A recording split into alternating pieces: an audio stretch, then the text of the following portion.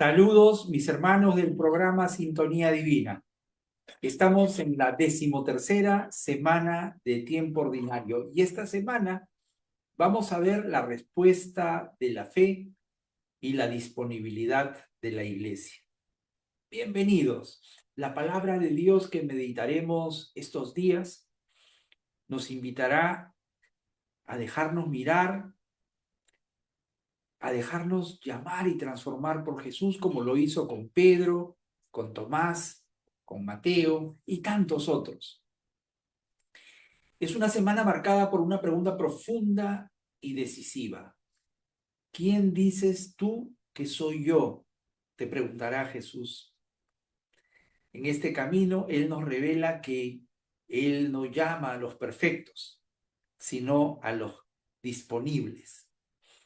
Él nos pide poner la mano en el arado sin mirar atrás y confiar en su presencia incluso en medio de las tormentas más asombrosas, más atemorizantes que nos puedan pasar. Veremos esta semana cómo su poder divino vence al mal, cómo su ternura despierta la fe en los corazones heridos y cómo su palabra rompe los esquemas viejos para hacernos nuevos en su espíritu. Esta semana será un verdadero recorrido de fe, con momentos de asombro, de entrega, de decisión. Será un llamado para pasar a la otra orilla con Él, a creer sin ver y a seguirlo sin excusas. También a dejarnos renovar completamente por su amor. Así que quédate con nosotros porque esta semana Jesús te mira, te llama, te transforma. Y estoy seguro que responderemos como Mateo, como Tomás y como Pedro. Ellos dijeron, por supuesto, dijeron que sí, sin condiciones y con un corazón muy dispuesto. Empezamos con la solemnidad de San Pedro y San Pablo, una solemnidad importante en nuestro calendario litúrgico. Y así que empezamos en este momento con la primera lectura del día domingo.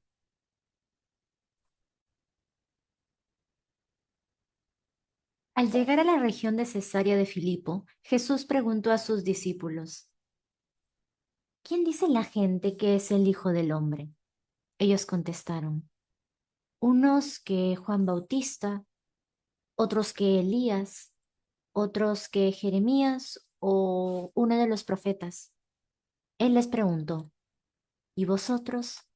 ¿Quién decís que soy yo? Simón Pedro tomó la palabra y dijo: Tú eres el Mesías, el Hijo de Dios vivo.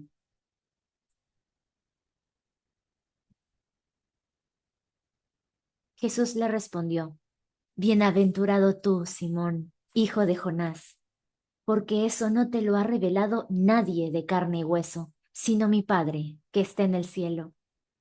Ahora yo te digo, tú eres Pedro, y sobre esta piedra edificaré mi iglesia, y el poder del infierno no la derrotará. Te daré las llaves del reino de los cielos. Lo que ates en la tierra quedará atado en el cielo, y lo que desates en la tierra quedará desatado en los cielos.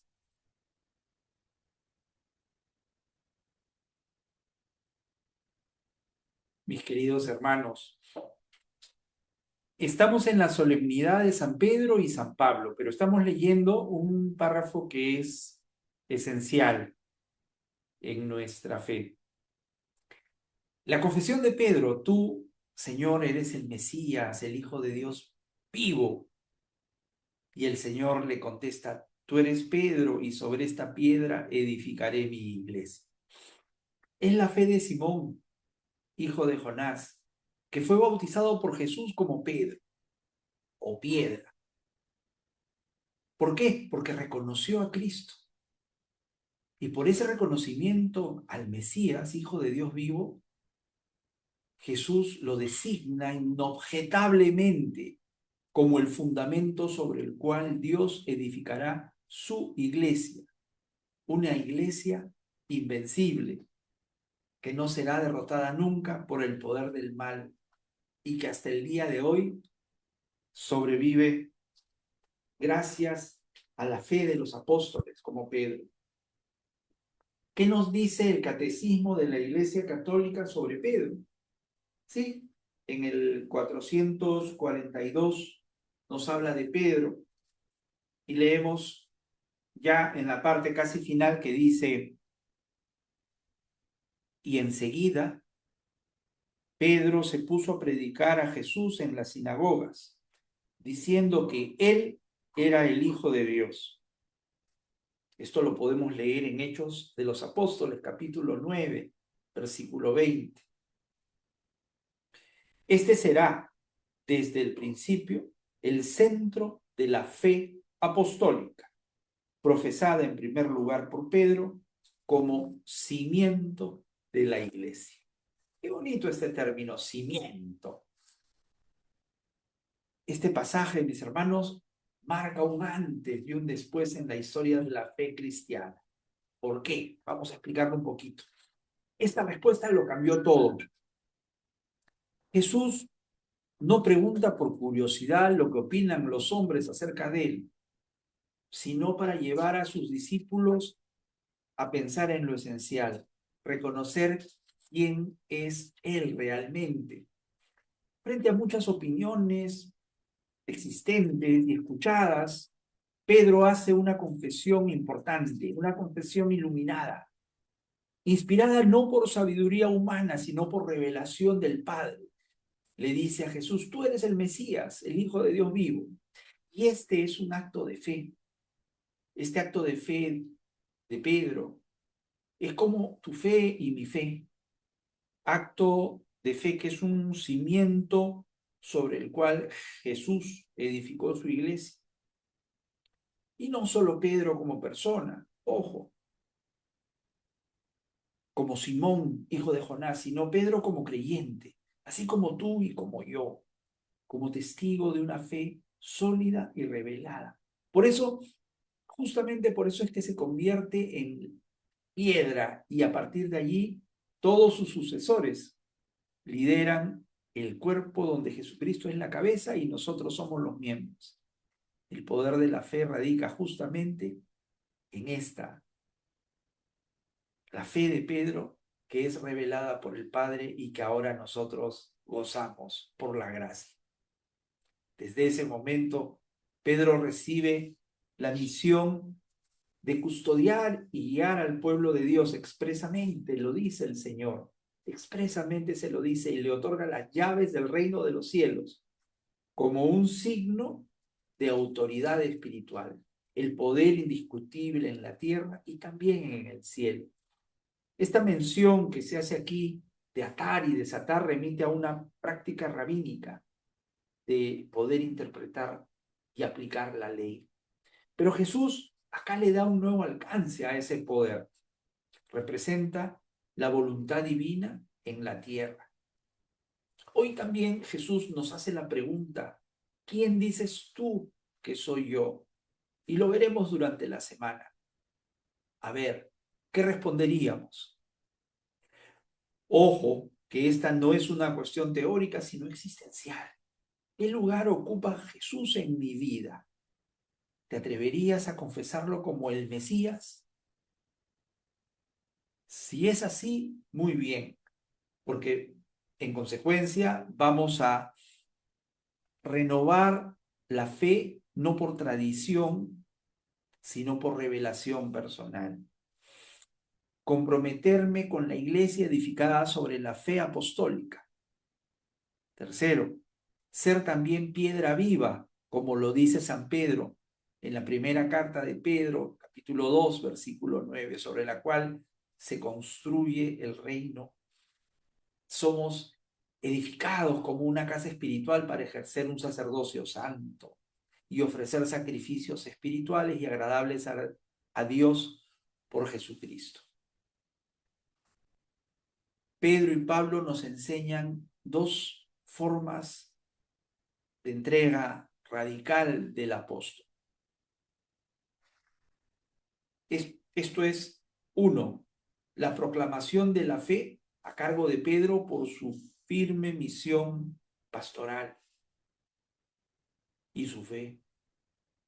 Y 2, por Pablo, con un celo, un gran celo evangelizador. Recordemos que ambos terminan su vida dando testimonio con su sangre, como verdaderas columnas de la iglesia, como testigos del reino. Por eso lo celebramos con júbilo este 29 de junio. Como iglesia, enfoquémonos en la confesión de fe y el liderazgo espiritual de estos santos apóstoles. Viendo Jesús que lo rodeaba mucha gente, dio orden de cruzar a la otra orilla. Se le acercó un escriba y le dijo: Maestro, te seguiré a donde vayas. Jesús le respondió: Las zorras tienen madrigueras y los pájaros nidos, pero el Hijo del Hombre no tiene donde reclinar la cabeza.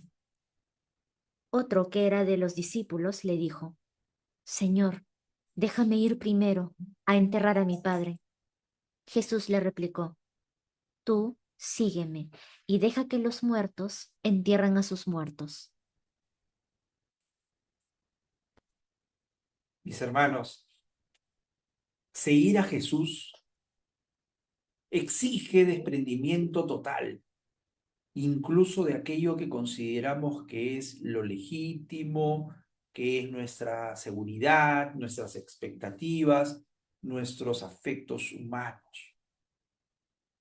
El Evangelio nos muestra a Jesús en el momento de atravesar a la otra orilla en el mar de Galilea, que es una imagen que suele anticipar un cambio importante o una invitación para ir más allá. Ojo con esto.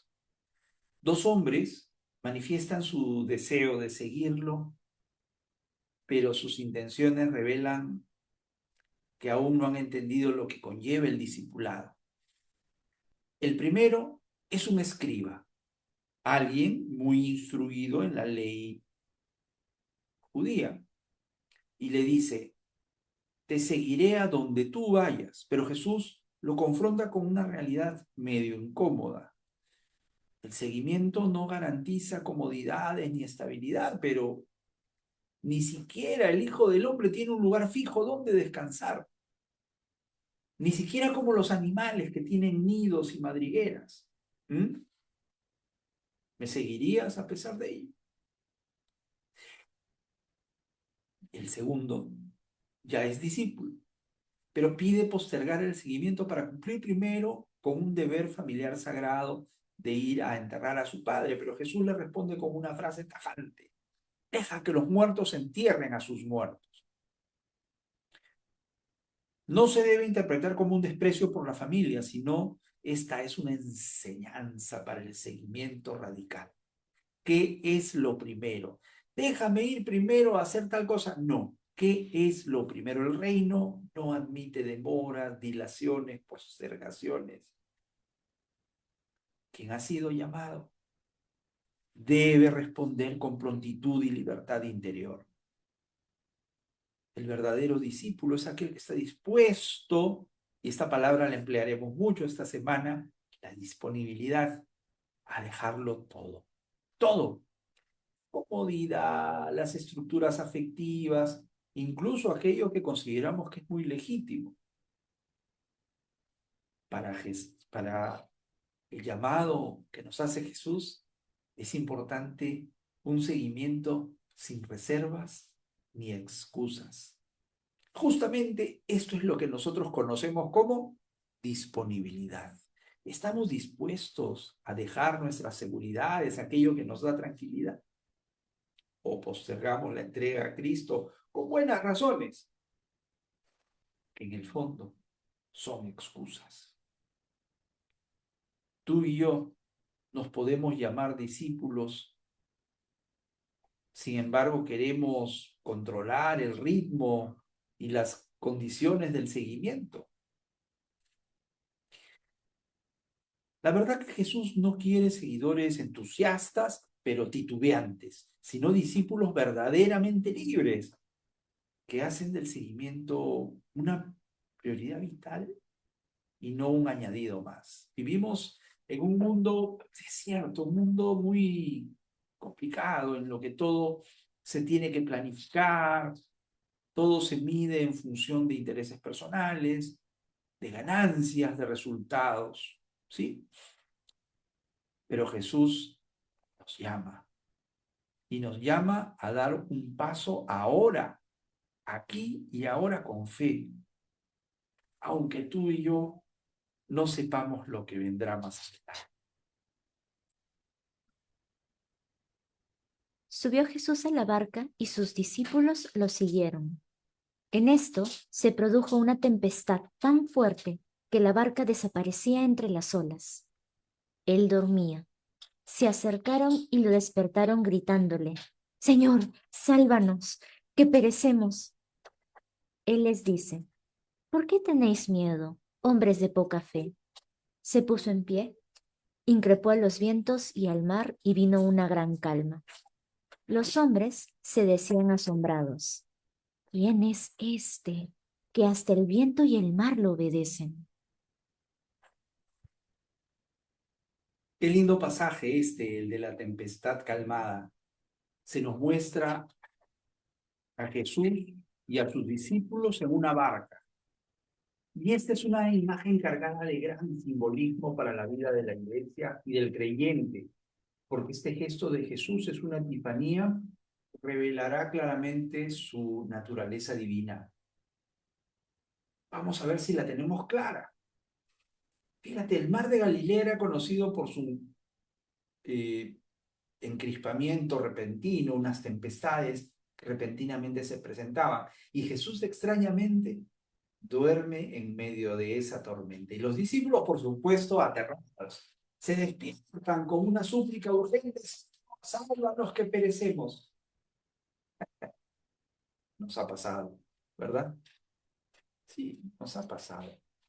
Todos atravesamos tempestades, enfermedades, pérdidas, crisis familiares, incertidumbre por todo lado. Y muchas veces pensamos o sentimos que Jesús duerme, que no nos escucha y que no actúa. Pero tranquilo, Jesús está en la barca, está en tu barca, aunque parezca inactivo.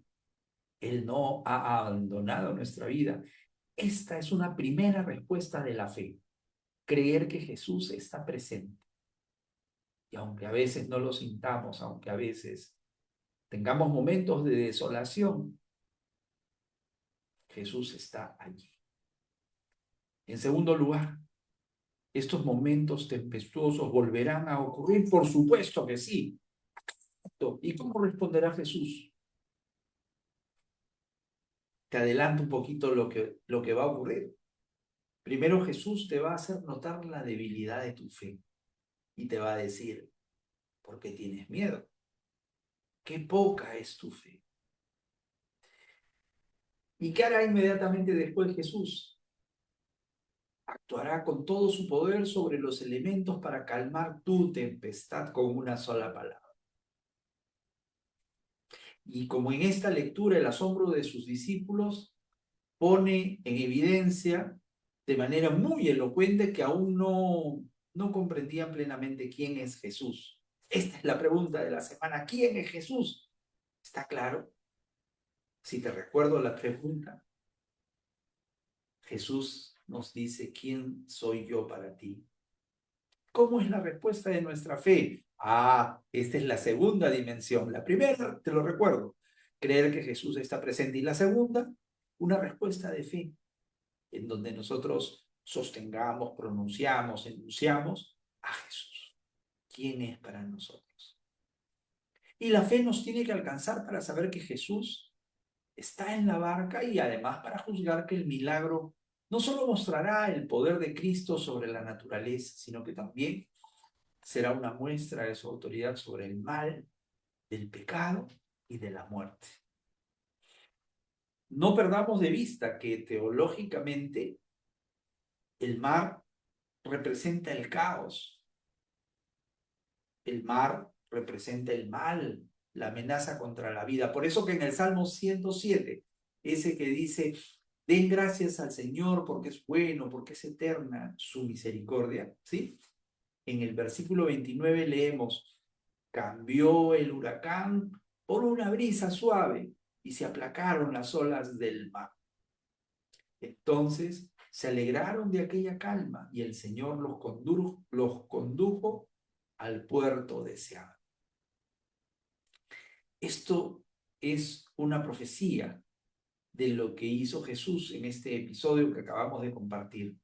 Por eso te recuerdo, cuánta fe tenemos mientras todo está en calma, ¿no? Claro, incluso nuestra fe se nos hace hasta superficial. ¿Por qué? Confiamos. Pero el verdadero crecimiento espiritual comienza cuando confiamos, aun cuando no veamos resultados inmediatos. Por eso, en vez de cuestionar, Señor, ¿por qué yo? ¿Por qué a mí? ¿Por qué estas tormentas en mi vida? ¿Por qué estas crisis, esta pérdida? No, deberíamos preguntarnos, Señor, ¿estamos dispuestos a confiar en ti, aunque tú no nos respondas de inmediato? Yo siento que este pasaje nos interpela como Iglesia Universal en medio de la crisis que atravesamos en la historia de nuestro mundo de hoy, ¿no? Días en que estamos muy temerosos ante una guerra muy grave, ¿verdad? La salvación no vendrá, mis hermanos, por estrategias humanas, por mandatos políticos o liderazgos de las potencias, sino vendrá desde el clamor a nuestro Dios con fe. Para empezar, Él está presente en nuestra barca. Por eso la fe verdadera no consiste en una ausencia de tormenta, sino confiar en Jesús en todo momento, incluso cuando Él parece dormir. Hay que confiar, porque la calma está por llegar. En aquel tiempo llegó Jesús a la otra orilla, a la región de los Gadarenos. Desde el sepulcro, 2 endemoniados salieron a su encuentro. Eran tan furiosos que nadie se atrevía a transitar por aquel camino. Y le dijeron a gritos, ¿qué tenemos que ver nosotros contigo, Hijo de Dios? ¿Has venido a atormentarnos antes de tiempo? A cierta distancia, una gran piara de cerdos estaba padeciendo. Los demonios le rogaron, si nos echas, mándanos a la piara. Jesús les dijo, id. Salieron y se metieron en los cerdos, y la piara entera se abalanzó acantilado abajo al mar, y se murieron en las aguas. Los porquerizos huyeron al pueblo y lo contaron todo, incluyendo lo de los endemoniados. Entonces el pueblo entero salió a donde estaba Jesús, y al verlo le rogaron que se marchara de su país.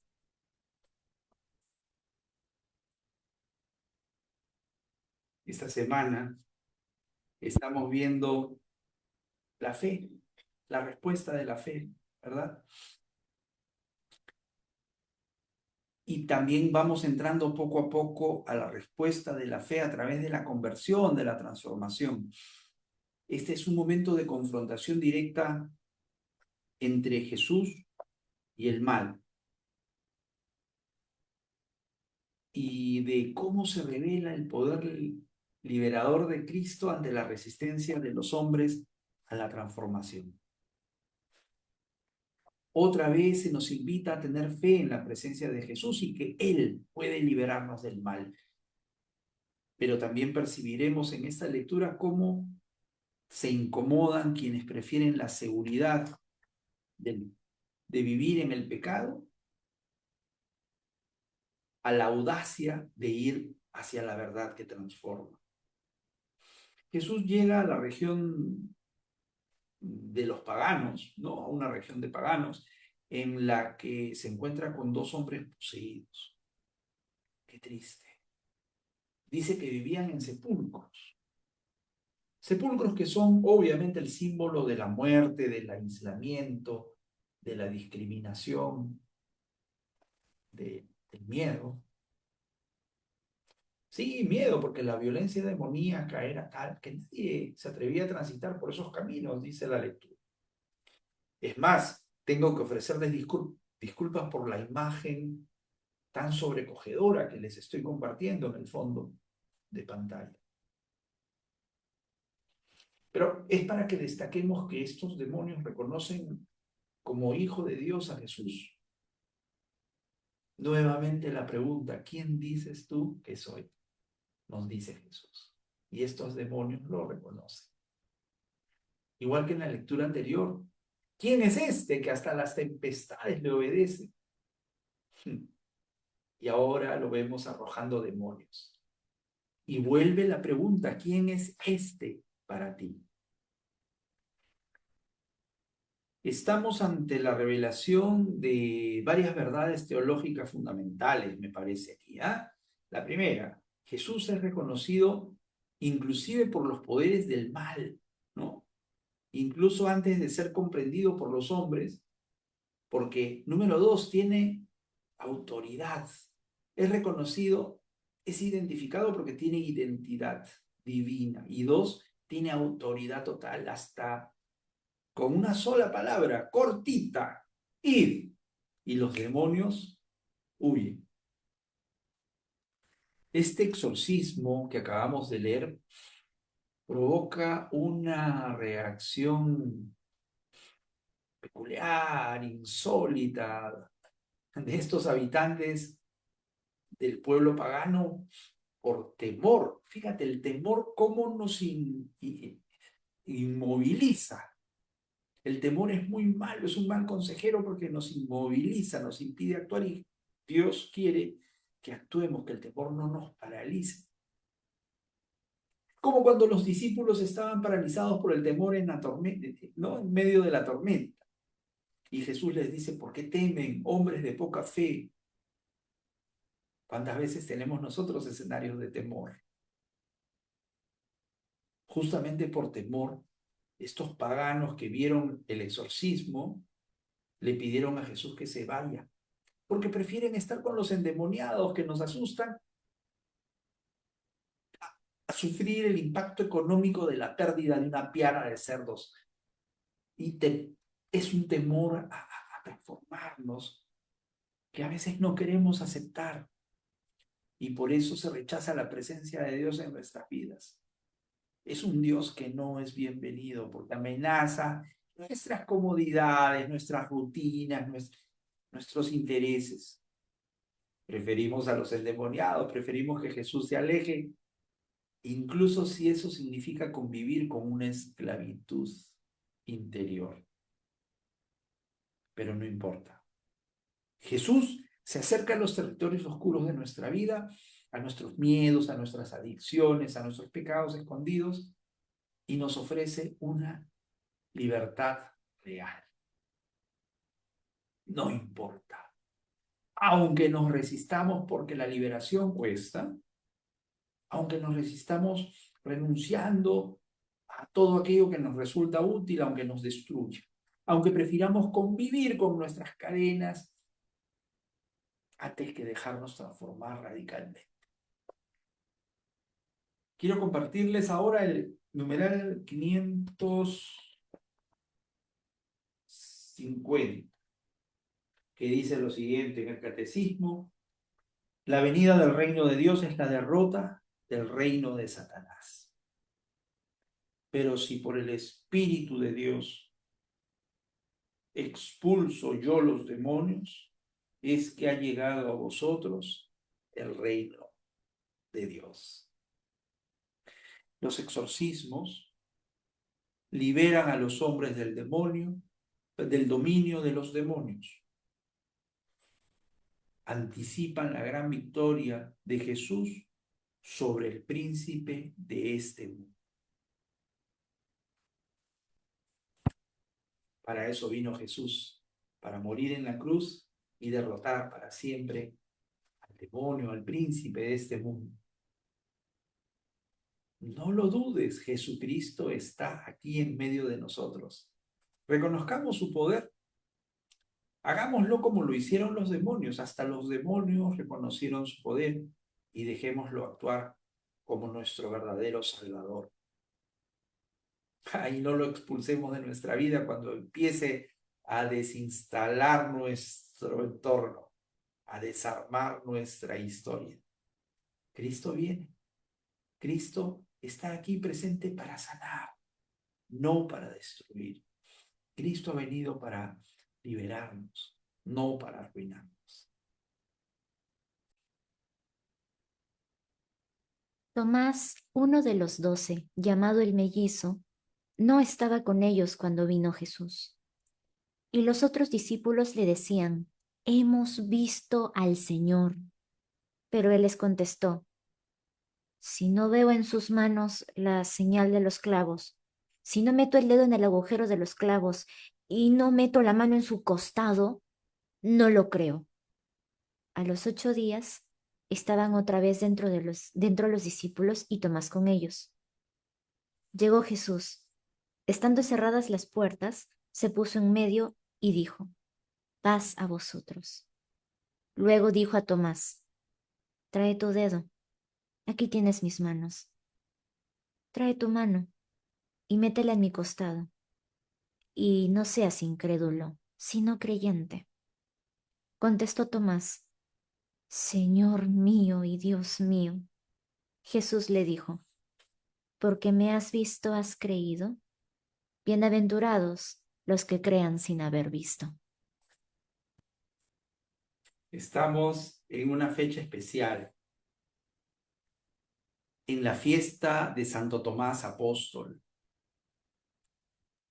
Y qué oportuno y qué pertinente este texto de Juan, capítulo 20 que acabamos de compartir.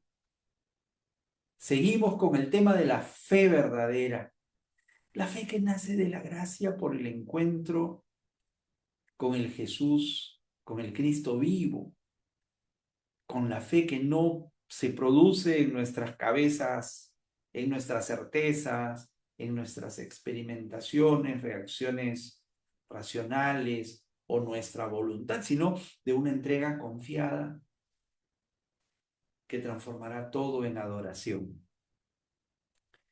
Tomás es uno de los personajes más entrañables del Evangelio porque representa la lucha interior de tantos creyentes como nosotros que queremos y pedimos creer.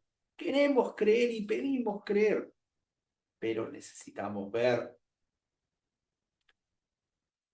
Se nos dice claramente que su ausencia el día de la primera aparición pascual lo puso en una posición difícil, pero a la vez privilegiada. Sí, porque nos representa a todos, a ti y a mí. Somos Tomás, porque a lo largo de los siglos luchamos con nuestras preguntas propias y necesitamos pruebas para creer. Mira lo que le pasa a Tomás, puesto en este predicamento. Mira lo que exige, muy mandón él. Quiero ver y tocar. Entendamos un poquito a nuestro héroe de hoy.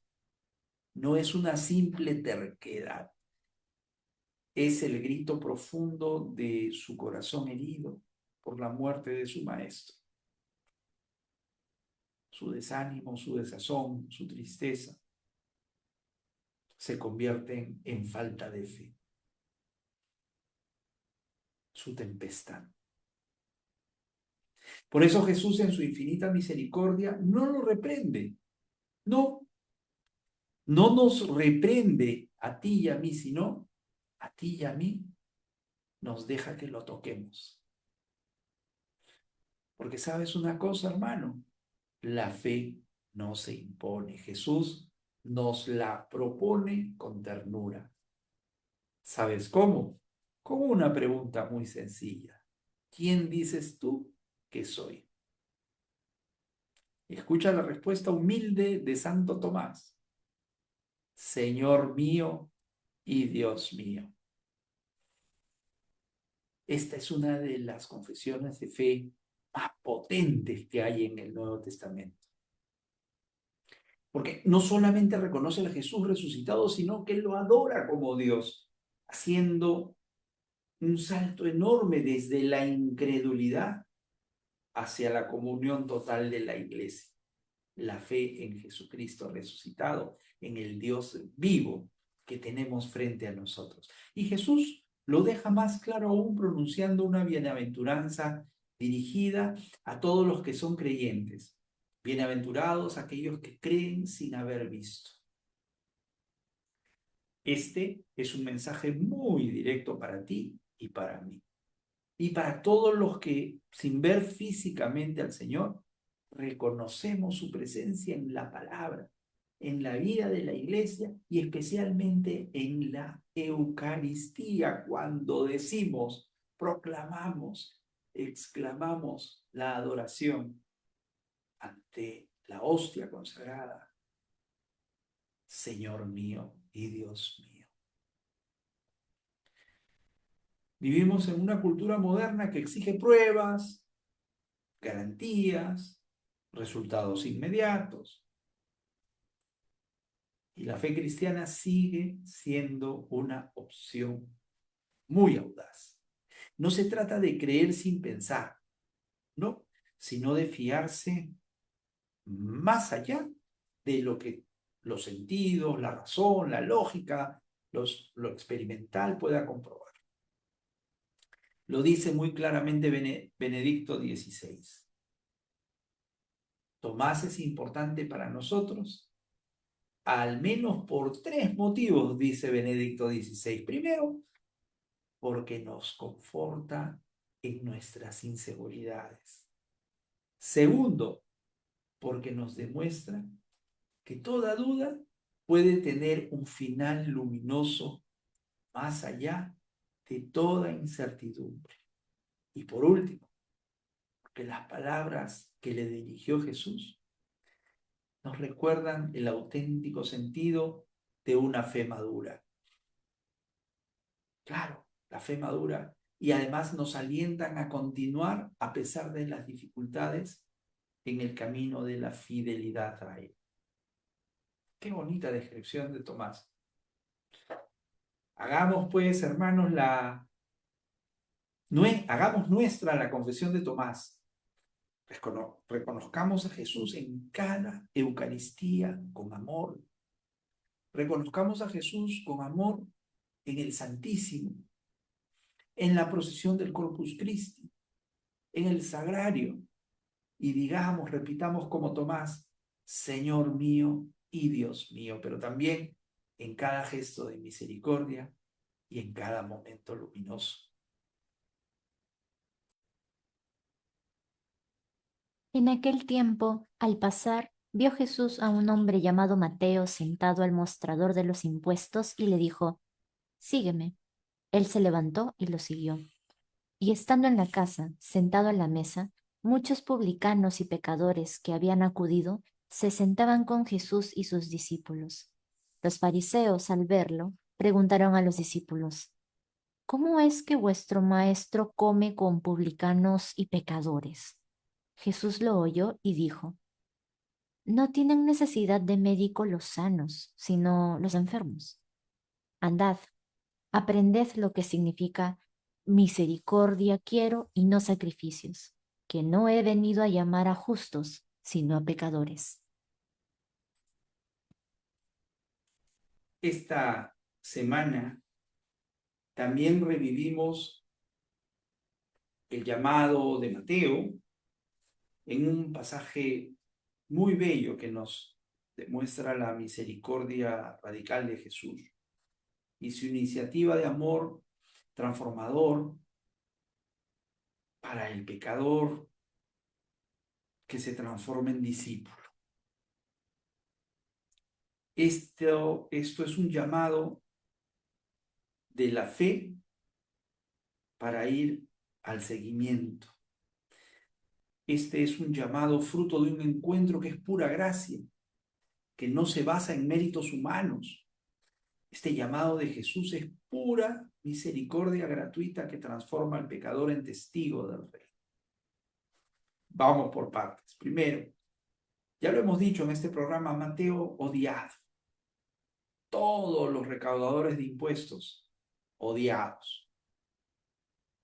Porque en un contexto histórico era uno de los hombres más despreciados por sus paisanos, porque lo consideraban un traidor por colaborar con el Imperio Romano, el enemigo. Sí, pues era poco menos que un traidor, un impuro por la ley, un corrupto por oficio. Sin embargo, Jesús lo ve. Primero lo ve, lo escoge, lo llama. La mirada de Jesús no es una mirada superficial, sino una mirada penetrante, una mirada redentora que invoca a lo más profundo del alma. A ti y a mí también nos dice, sígueme. Es todo lo que nos dice. No se fija en nuestro pasado, en nuestras condiciones, no nos reprocha. Esta palabra del Maestro despertó en Mateo una respuesta inmediata. Dice el texto, se levanta, anástasis, ¿no? Que es un verbo en griego que significa, que se usa mucho para describir la resurrección, porque este verbo significa levantarse a la vida. Se levanta a la vida, Mateo, y lo sigue. Y en este acto se simboliza como la pasión de Jesús, una pasión nueva en cada uno de nosotros, porque morimos al pecado. Y hay una resurrección interior en cada uno de nosotros. Luego Jesús nos dice, la lectura, se sienta a la mesa con los pecadores, otros publicanos, desafiando las normas de la pureza, de la religión de aquel entonces. Por supuesto que este es un gesto que escandaliza mucho a los fariseos, pero sin embargo es profundamente revelador. Escucha esto, el reino de Dios no se construye desde la exclusión del pecador, no, sino desde la misericordia que integra a todos, que transforma a todos. La respuesta de Jesús a los fariseos, esto que dice misericordia quiero y no sacrificio, es una cita de Oseas, el profeta Oseas, capítulo 6, mediante la cual Jesús critica esta religiosidad vacía de cumplir ritos, pero sin amor, sin misericordia, sin perdón. Jesús no vino a buscar o a premiar a los perfectos, no, vino a buscar a los que estaban perdidos. Jesús no actúa hoy día en los perfectos, en los justos, en los buenos. Jesús actúa en aquellos que somos pecadores y nos arrebata del poder del maligno. Derrota a la muerte, derrota al pecado. Es una lectura muy impresionante, en mi opinión, sobre la misericordia, junto con la del hijo pródigo y junto con la de la oveja perdida del buen pastor, mis hermanos. Esta lectura es espectacular sobre la misericordia. No he venido a buscar a los sanos como el médico. El médico no busca a los sanos. Jesús nos mira y nos llama. Y no esconde, no olvida nuestras faltas. No, no las tiene en cuenta. Simplemente. Por eso te invito a que respondamos con prontitud.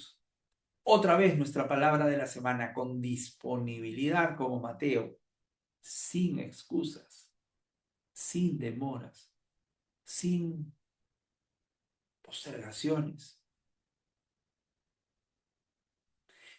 Recuerda que somos una iglesia que acoge a todos, que no clasifica, que no excluye, que no separa a nadie. Por eso en este pasaje también se nos hace un llamado a revisar nuestras actitudes de hoy. ¿Somos más fariseos que discípulos? ¿Preferimos la corrección sin compasión a la misericordia que transforma? Jesús hoy sigue llamando a muchos Mateos, escondidos atrás del mostrador de sus culpas, de sus pecados.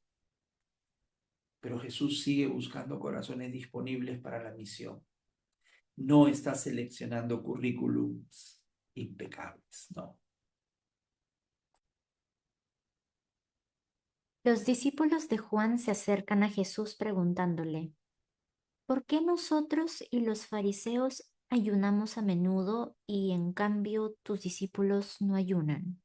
Jesús les dijo, ¿es que pueden guardar luto los amigos del esposo mientras el esposo está con ellos?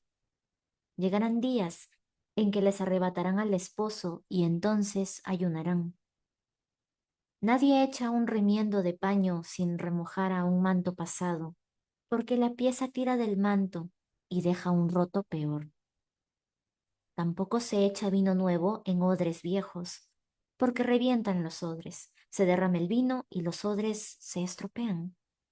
El vino nuevo se echa en odres nuevos, así las dos cosas se conservan.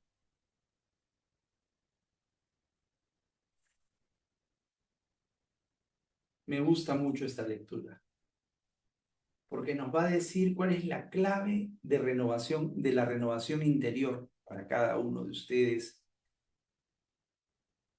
porque además nos habla del tema de la presencia del esposo en la boda, y el esposo, ya lo hemos dicho, es Cristo. Vamos por partes. En esta lectura, los discípulos de Juan Bautista, movidos quizás por su sinceridad, por una confusión, se acercan a Jesús con una pregunta no muy pertinente, diría yo, pero legítima. ¿Por qué tus discípulos no ayunan como lo hacemos nosotros, como lo hacen los fariseos? Se pensaba que la observancia de la ley era lo más importante. Y la respuesta de Jesús revela algo muy profundo, que no se trata de un simple cambio de las reglas religiosas, sino de una nueva realidad que ya irrumpe, desde ya irrumpe en la historia. Te quiero recordar la lectura del jueves pasado en la que decíamos, no por decir Señor, Señor, entrarán al reino de los cielos. La religiosidad aparente no la reconoce el Señor, ¿verdad? Sí, eso lo decíamos el jueves pasado, exacto. Por otro lado, vemos también en esta lectura que Jesús se presenta como el esposo, retomando esta imagen del Antiguo Testamento y que luego de que la empleó el profeta Oseas, el profeta Isaías, el cantar de los cantares, se retomará en el Apocalipsis, donde Dios es el esposo del pueblo y ahora Jesús es el esposo de la iglesia. Por tanto, la presencia de Jesús entre nosotros es motivo de gozo y no de luto. Mientras Jesús está con los suyos, es tiempo de fiesta, de celebrar, dice Jesús. No es tiempo de penitencia. Pero les anuncio que moriré, padeceré, y allí anuncia su muerte. Anticipa que algún día será arrebatado y levantado en la cruz, y entonces vendrá el tiempo del ayuno. En la segunda parte de este texto, Jesús emplea dos imágenes muy simbólicas que expresan la incompatibilidad del reino que él trae y las estructuras de una religiosidad antigua, caduca. Primero, el remiendo nuevo en una tela vieja, porque va a romper, va a causar una rotura mayor. y también habla del vino nuevo en odres viejos. Estos odres que son como unas garrafitas, unas jarras, ¿no? Esas jarras, como son viejas, con vino nuevo se van a reventar. ¿Qué significa eso?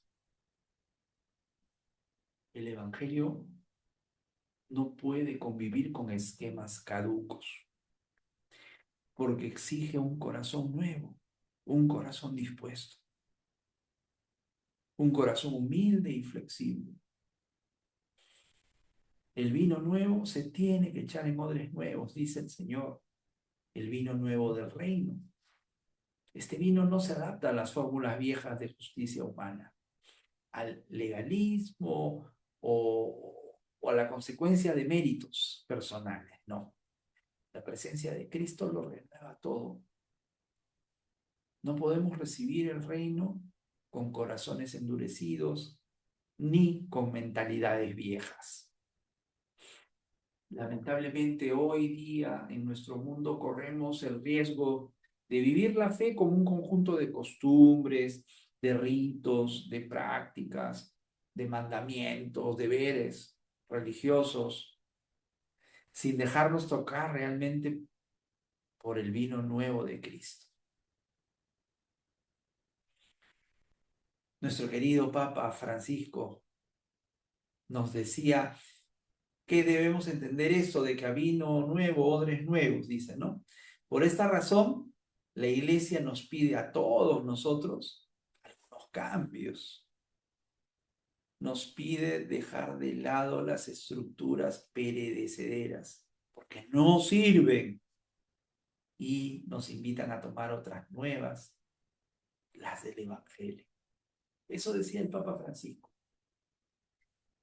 Toca preguntarnos si vivimos el Evangelio con un corazón nuevo o simplemente lo tenemos embalsamado con las estructuras viejas, como si fuera una momia.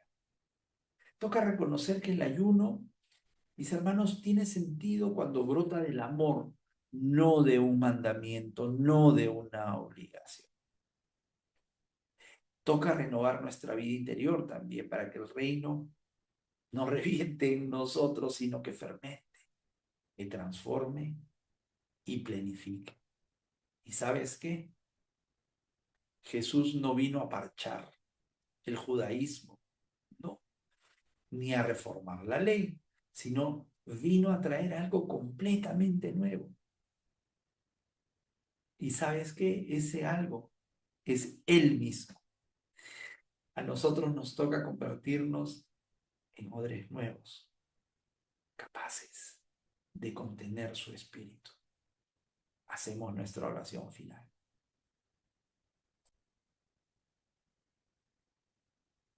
Señor Jesús, gracias por convocarnos a escuchar tu palabra. Como Pedro, queremos reconocerte como el Mesías, el Hijo del Dios vivo, fundamento de nuestra fe. Tú nos llamas a seguirte sin condiciones, a dejar nuestras seguridades, a subir a la barca contigo y confiar, aun cuando parezcas dormir. Perdona nuestras dudas y transforma nuestros miedos en fe viva.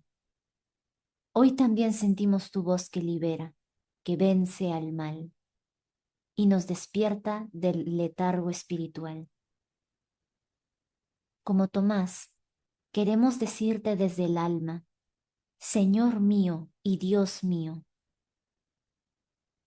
Tú pasas por nuestra vida como pasaste por el mostrador de Mateo y nos llamas, no porque seamos justos, sino porque nos amas como somos y nos sueñas nuevos, vivos, disponibles para el reino.